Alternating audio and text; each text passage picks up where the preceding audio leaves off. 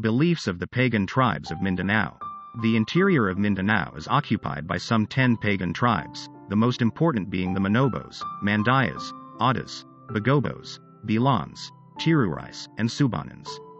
These tribes are all remarkably alike in culture, much more so, in fact, than any other similar group of peoples in the Philippines, and this culture shows a close resemblance to that of the tribes in the interior of Borneo. In the development of their myths and of their religious beliefs, these peoples occupy a middle position between the more primitive and the highest developed types of the Philippines. John M. Garvan has recently completed a very extensive study of the Manóbo peoples of the Agúsan Valley, in eastern Mindanao, and the following beliefs and myths are quoted from his unpublished notes.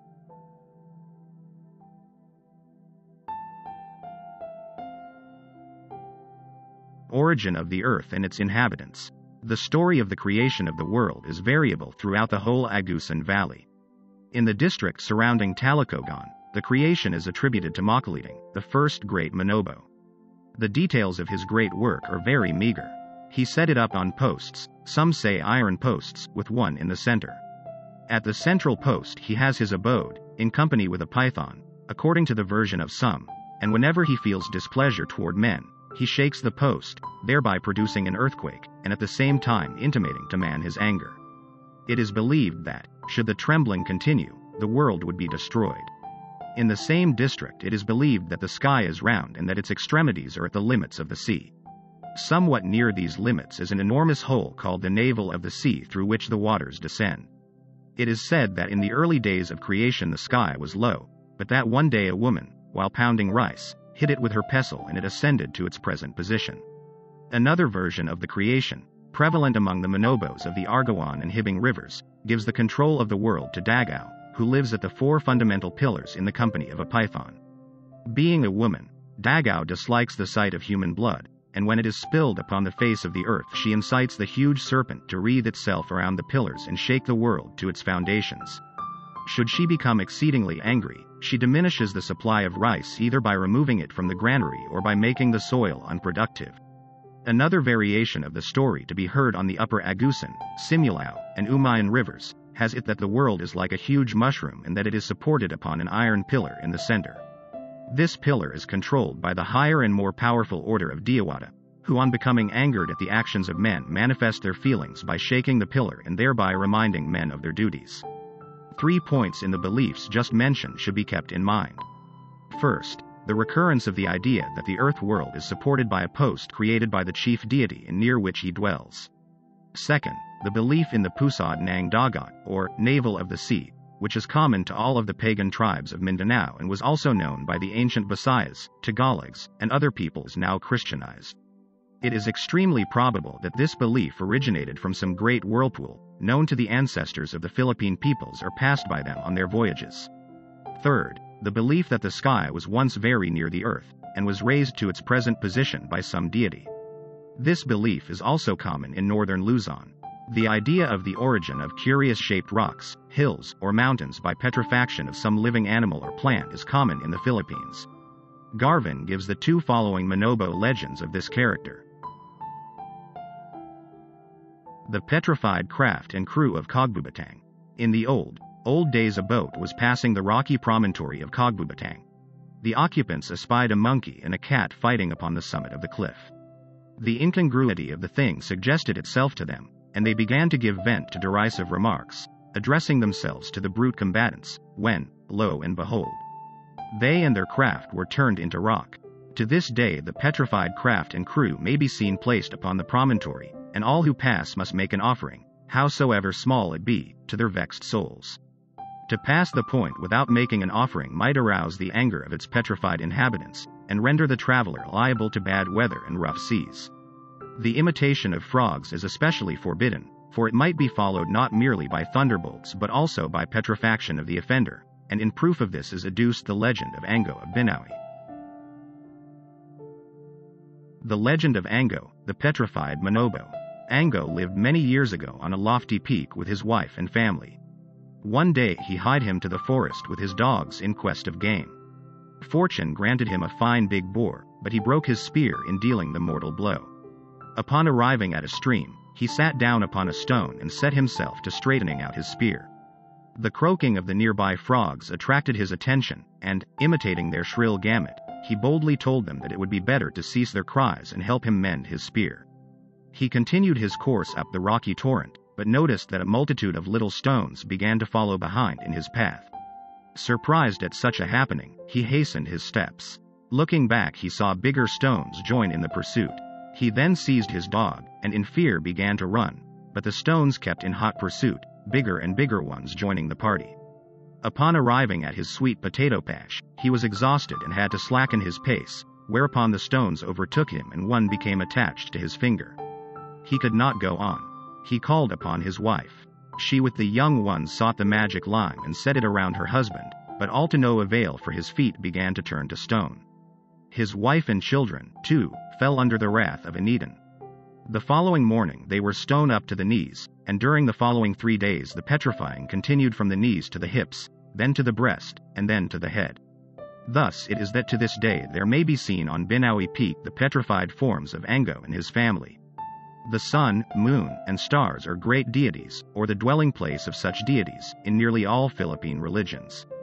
The following Manóbo myth is interesting because of its resemblance to others from northern Luzon. The origin of the stars and the explanation of sunset and sunrise. It is said that in the olden time the sun and the moon were married. They led a peaceful, harmonious life. 2 children were the issue of their wedlock. One day the moon had to attend to one of the household duties that fall to the lot of a woman. Some say to get water, others say to get the daily supply of food from the fields.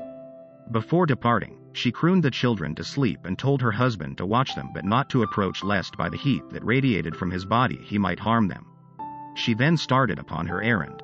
The son, who never before had been allowed to touch his bairns, arose and approached their sleeping place. He gazed upon them fondly, and, bending down, kissed them, but the intense heat that issued from his countenance melted them like wax. Upon perceiving this, he wept and quietly betook himself to the adjoining forest in great fear of his wife. The moon returned duly, and after depositing her burden in the house turned to where the children slept but found only their dried, inanimate forms. She broke out into a loud wail, and in the wildness of her grief called upon her husband. But he gave no answer. Finally softened by the loud long plaints, he returned to his house. At the sight of him the wild cries of grief and of despair and of rebuke redoubled themselves until finally the husband, unable to soothe the wife, became angry and called her his chattel. At first she feared his anger and quieted her sobs, but, finally breaking out into one long wail, she seized the burnt forms of her babes, and in the depth of her anguish and her rage threw them to the ground in different directions. Then the husband became angry again, and, seizing some taro leaves that his wife had brought from the fields, cast them in her face and went his way. Upon his return he could not find his wife, and so it is to this day that the sun follows the moon in an eternal cycle of night and day. And so it is, too, that stars stand scattered in the sable firmament, for they, too, accompany her in her hasty flight. Ever and anon a shooting star breaks across her path, but that is only a messenger from her husband to call her back. She, however, heeds it not, but speeds on her way in never-ending flight with the marks of the taro leaves still upon her face and her starry train accompanying her to the dawn and on to the sunset in one eternal flight. On myths such as these the religions of the pagan tribes of Mindanao are built up. These religions are by no means primitive, but are accompanied by sacrifices, sometimes human, and the ceremonies are performed by a well-developed priest class. Let us now turn to the highest type of Philippine beliefs, the well-developed polytheistic religions of northern Luzon.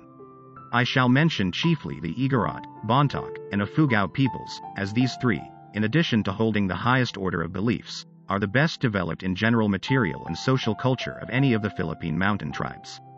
The Tinggian, Kalinga, and other tribes in that region also have religions of high type, but our information concerning them is more limited.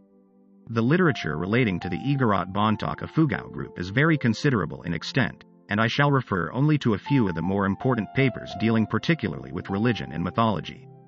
Before taking up the mythology proper, we should have some idea of the religion as a whole. These peoples believe that the regions of the sky world, earth world, and underworld are peopled by an almost incalculable number of deities of varying character and powers. Some of these deities are the great beings who inspire the phenomena of nature, while others are guardian spirits, messenger spirits, or mischievous tricksters. The great nature deities are mostly of malevolent character, and are much feared. Ancestral souls and the souls of sacred animals are looked upon as mediators between gods and men.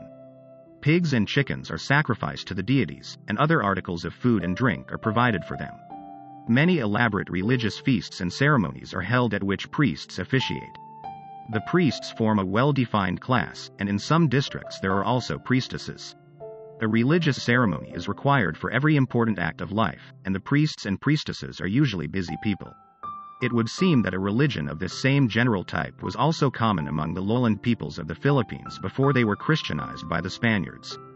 Pigafetta, the first European to write of the Philippines, describes a ceremony, which he saw performed in Cebu in the year 1520, as follows: "In order that your most illustrious lordship may know the ceremonies that those people use in consecrating the swine, they first sound those large gongs. Then 3 large dishes are brought in, 2 with roses and with cakes of rice and millet, baked and wrapped in leaves, and roast fish. The other with cloth of cambaya and 2 standards made of palm tree cloth. 1 bit of cloth of cambaya is spread on the ground. Then 2 very old women come, each of whom has a bamboo trumpet in her hand. When they have stepped upon the cloth they make obeisance to the sun. Then they wrap the cloths about themselves. One of them puts a kerchief with 2 horns on her forehead, and takes another kerchief in her hands, and dancing and blowing upon her trumpet, she thereby calls out to the sun. The other takes one of the standards and dances and blows on her trumpet. They dance and call out thus for a little space, saying many things between themselves to the sun.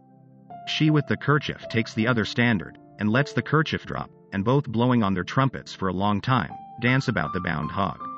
She with the horns always speaks covertly to the sun, and the other answers her.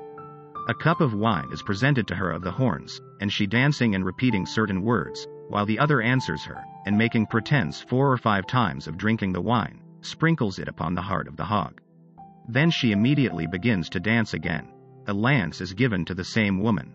She shaking it and repeating certain words, while both of them continue to dance, and making motions 4 or 5 times of thrusting the lance through the heart of the hog, with a sudden and quick stroke, thrusts it through from one side to the other. The wound is quickly stopped with grass. The one who has killed the hog, taking in her mouth a lighted torch, which has been lighted throughout that ceremony, extinguishes it. The other one, dipping the end of her trumpet in the blood of the hog, goes around marking with blood with her finger first the foreheads of their husbands, and then the others, but they never came to us. Then they divest themselves and go to eat the contents of those dishes, and they invite only women to eat with them. The hair is removed from the hog by means of fire. Thus no one but old women consecrate the flesh of the hog, and they do not eat it unless it is killed in this way. This ceremony, almost the same as described by Pigafetta, is in use among the Ifugaos today, although it is performed by men instead of by women and differs in a few minor details. I shall next discuss the religion and mythology of the Igorots, Bontoks, and Ifugaos, treated separately and in more detail.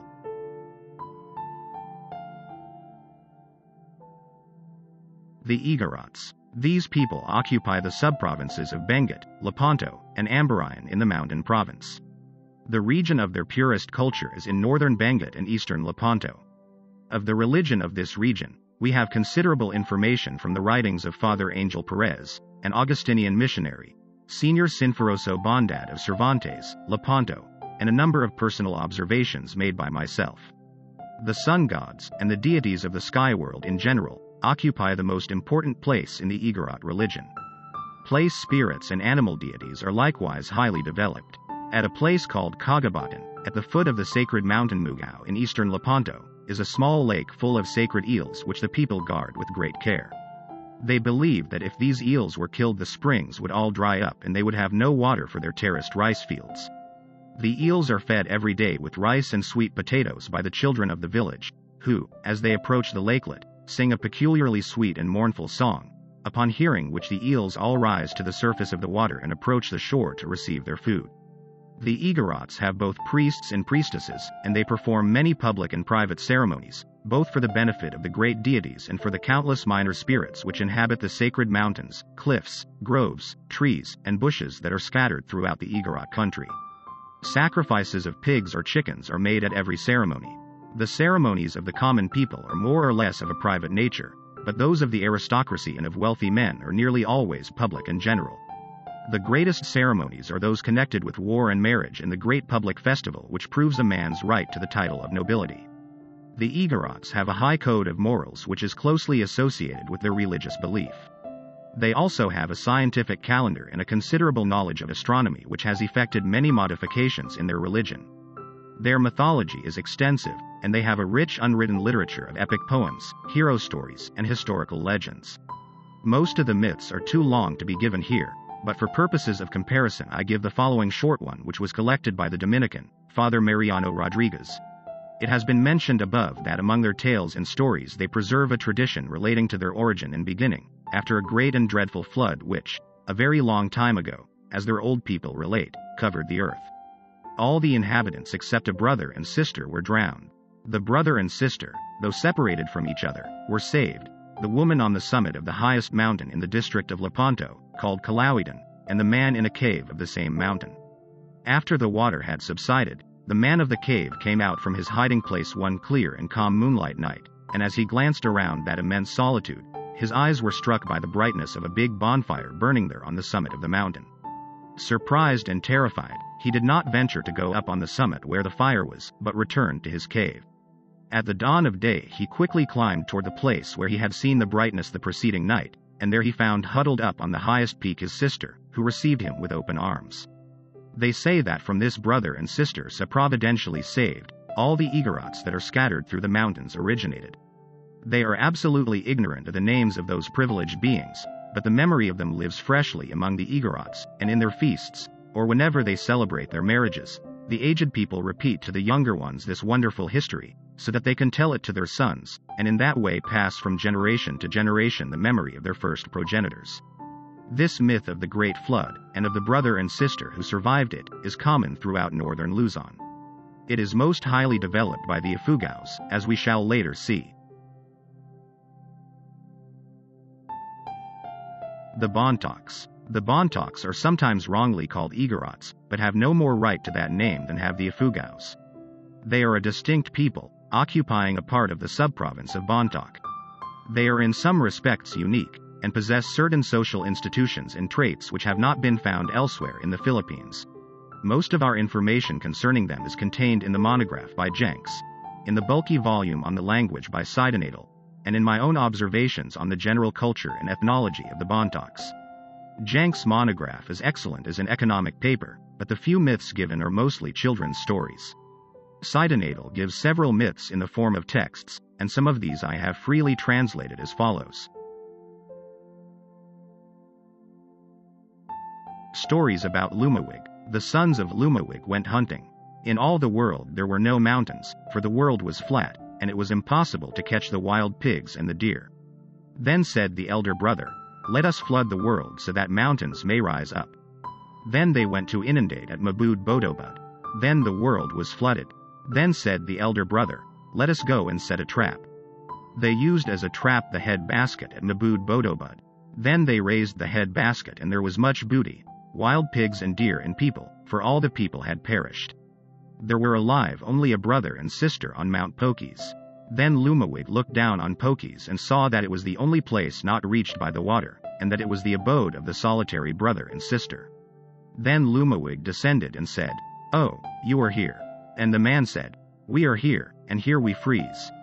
Then Lumáwig sent his dog and his deer to Kágbubátan to get fire. They swam to Kágbubátan, the dog and the deer, and they got the fire. Lumáwig awaited them. He said, "How long they are coming?" Then he went to Kágbubátan and said to his dog and the deer, "Why do you delay in bringing the fire? Get ready, take the fire to Pokes, let me watch you." Then they went into the middle of the flood, and the fire which they had brought from Kágbubátan was put out. Then said Lumáwig, "Why do you delay the taking? Again you must bring fire, let me watch you." Then they brought fire again, and he observed that that which the deer was carrying was extinguished, and he said, "That which the dog has yonder will surely also be extinguished." Then Lumáwig swam and arrived and quickly took the fire which his dog had brought. He took it back to Pokes and he built a fire and warmed the brother and sister. Then said Lumáwig, "You must marry, you brother and sister."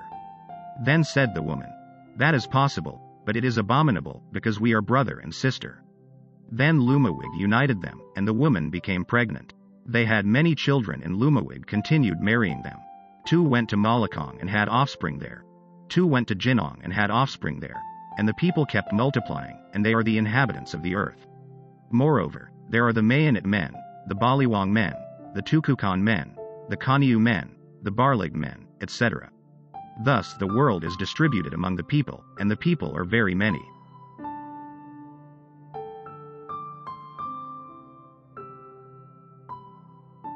Another story runs as follows.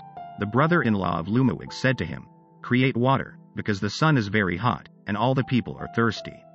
Then said Lumáwig, "Why do you ask so much for water? Let us go on," he continued, "I shall soon create water." Then they went on, and at last his brother-in-law said again, "Well, why do you not create water? It should be easy, if you were really Lumáwig." Then said Lumáwig, "Why do you shame me in public?" And then they quarreled, the brothers-in-law. Then they climbed on up the mountain, and at last the brother-in-law said again, "Why do you care nothing because the people are thirsty, and you do not create water?" Then said Lumáwig, "Let us sit down, people, and rest." Then he struck the rock with his spear, and water sprang out. Then he said to the people, "Come and drink." And his brother-in-law stepped forth to drink, but Lumáwig restrained him, saying, "Do not drink. Let the people drink first, so that we shall be the last to drink." And when the people had finished drinking, Lumáwig drank. Then he said to his brother-in-law, "Come and drink." Then the brother-in-law stooped to drink, and Lumáwig pushed him into the rock. Water gushed out from his body. Then said Lumáwig, "Stay thou here because of thy annoying me." Then they named that spot Ad Isik. Then the people went home, and the sister of Lumáwig said to him, "Why did you push your brother-in-law into the rock?" Then said Lumáwig, "Surely, because he angered me." Then the people prayed and performed sacrifices. In the above stories we see the recurrence of the flood myth and the origin of fire, or rather the manner in which men received it. The story of bringing water out of a rock is interesting, and occurs again in Ifugao mythology in a slightly different form. It is possible, of course, that this is a biblical story which was brought in by some wandering Christians several generations past, but the flood legend is certainly native, and I see no good reason why the story of the miraculous drawing of water from a rock should not also be a native development in spite of its similarity to the Hebrew myth. The Bontoks have hundreds of myths and stories about Lumáwig, who corresponds to the Ifugao Lidum, who is the good god who gave men fire, animals, plants, and all the useful and necessary articles of daily life. These myths are of great value, and it is to be hoped that a full collection of them will someday be made.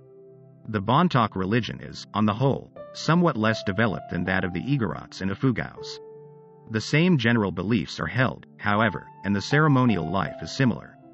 Priests are the rule, rather than priestesses, and the same sacred animals are used, as in the other areas.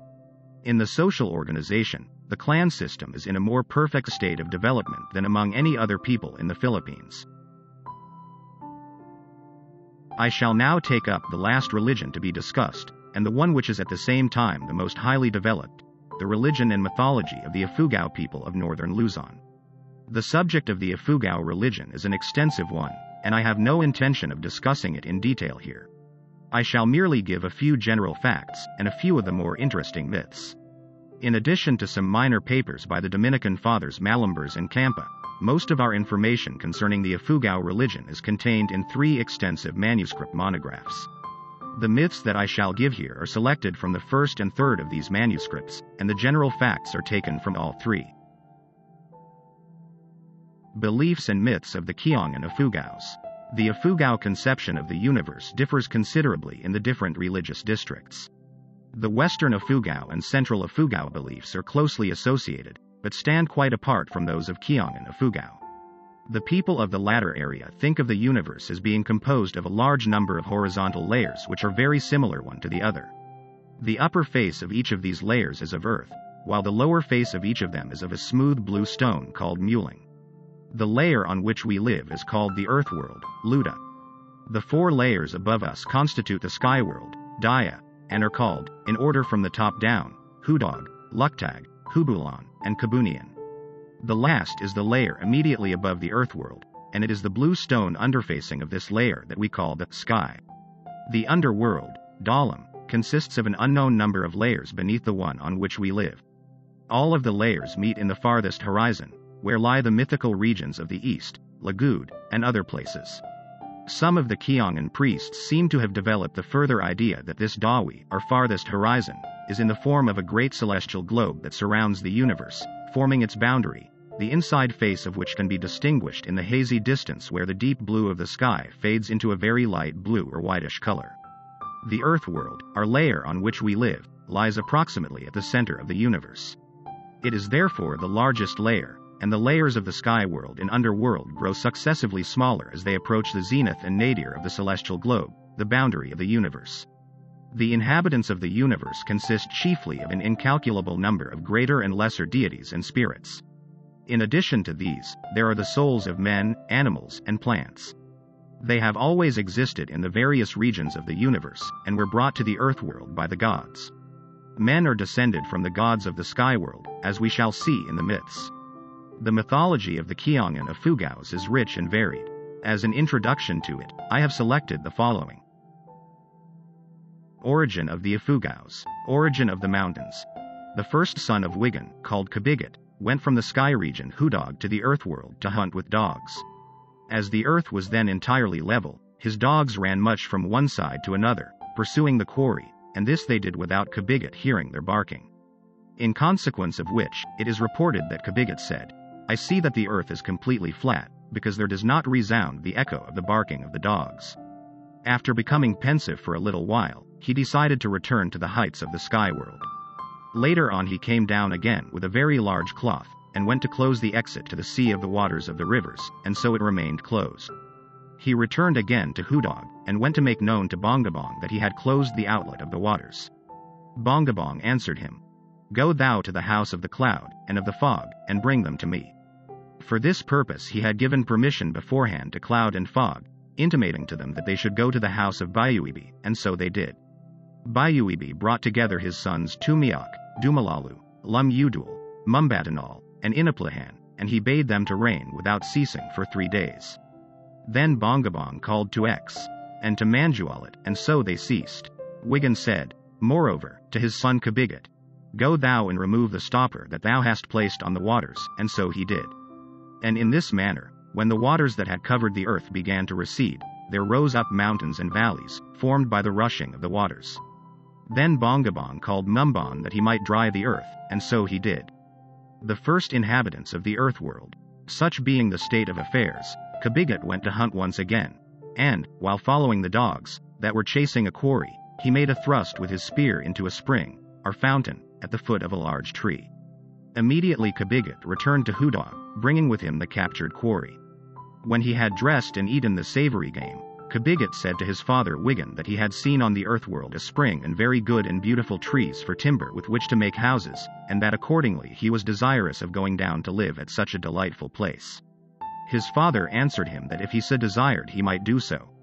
Some time after Kágbubátan had departed, and after he had cut excellent timber wherewith to build a house, Wigan said to his daughter Bugan, "Look, daughter. Thy brother Kágbubátan is down in Kián building a house. I think that it would behoove thee to look after his meals." Bugan volunteered to descend with such a design. This intention having been carried out, she lodged herself in the upper part of the house, and her brother dwelt in the lower part. In the meantime, Kágbubátan, reflecting on his solitude and want of company, and, seeing that the domestic chickens, even though related among themselves, produced other roosters and hens, resolved to know carnally his sister Bugan, during her sleep. Some time having expired, the sister noted that she had fruit in her womb. Such was the sadness and melancholy that came upon her, that she did nothing else but to weep and bewail herself, and to seek by some means alleviation for her sorrow through a violent death. She pretended to her brother that she was going to look for Ista, but what she did was to follow the course of the river until she arrived at its mouth in Lagud, the eastern world. Upon arriving at the shore of the sea, she remained there weeping and waiting for someone to take away her life in a violent way. Soon her brother Kágbubátan, who had followed her, appeared there, and Bugan, upon discerning him, cast herself into the depths. But, instead of going to the bottom, she stopped at the rice granary of Ingilan Mangongal. The brother, who witnessed the tragedy, did not stop at trifles but at once cast himself after her into the depths of the ocean, stopping, by a strange coincidence, at the very same rice granary as his fugitive sister and spouse. She continued there, bemoaning her misfortune, when, behold, Ingilin, hearing her plaint, approached and inquired the cause of her affliction. She related to him her trouble, how she had conceived by her carnal brother when she was asleep. Ingilin soothed her as follows: "Do not be afflicted, daughter, by that.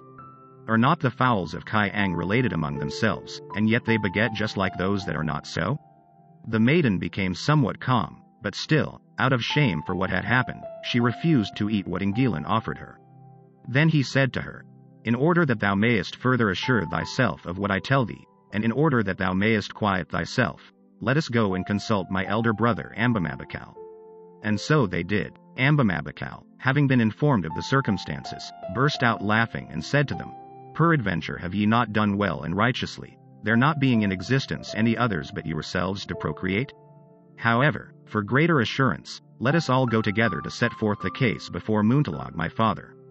Muntalog, having heard their story, applauded the conduct of the solitary brother and sister.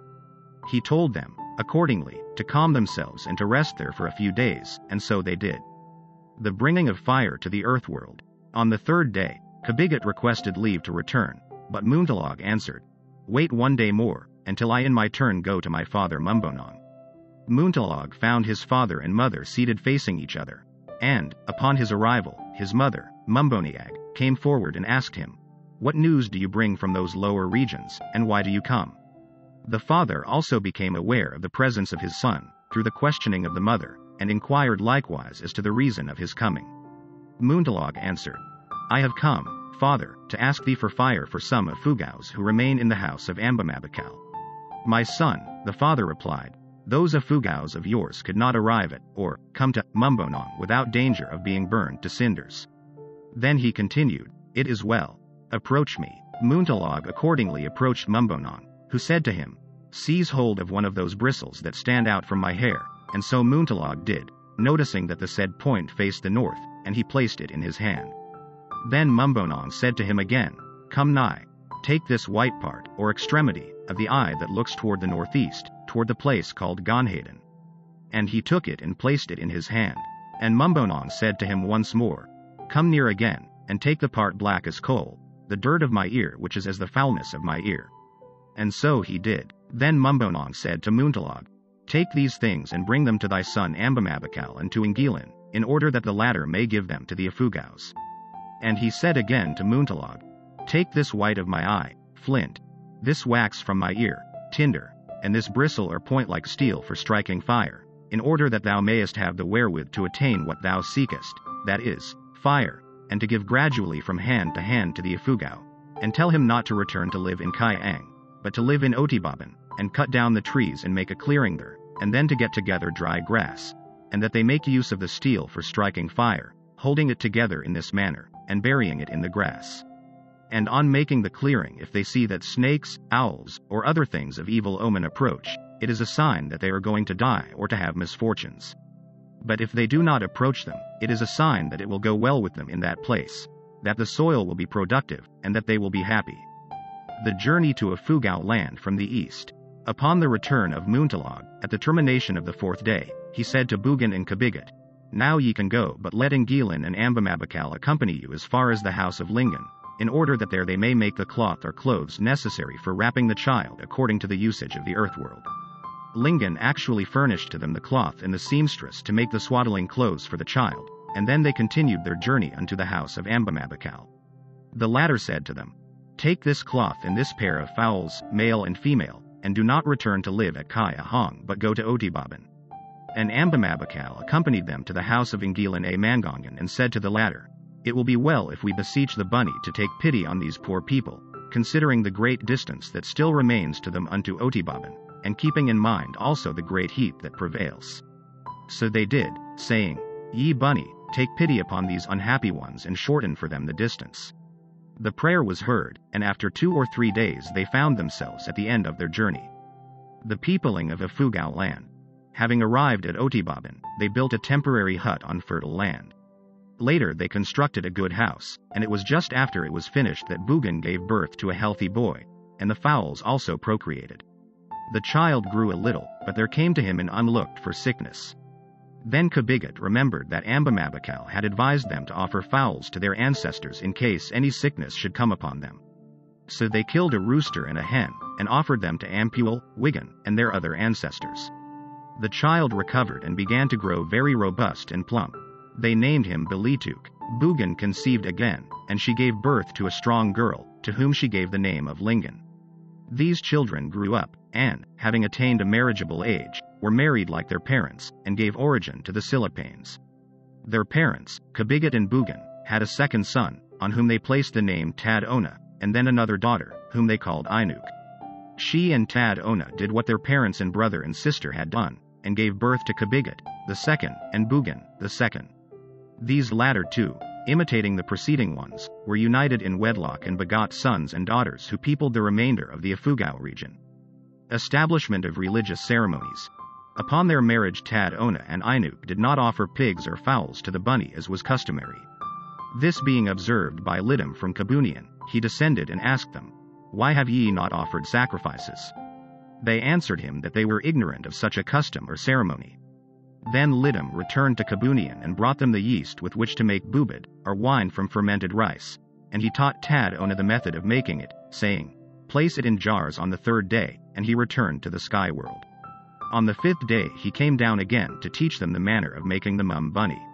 Some version of the above myth is known to the people of every Ifugao clan, although the details of the story vary considerably in the different culture areas. The myth is also known to the Igorots and Bontoks, as we have already seen. I have in my possession some 20 different versions that have been collected from various clans of Central, Western, and Kián in Ifugao. These may all be classified into two general types, one of which is represented above. An example of the other type, entitled the Ifugao Flood Myth, is given later in this paper under the heading Central Ifugao Beliefs. The god Wigan is one of the greatest and best-known figures in Ifugao mythology. He has 3 sons, Kágbubátan, Bilituk, and Ihek, and 1 daughter, Bugan. The following story about Ihek is especially interesting because of its resemblance to one of the Bontok myths previously given.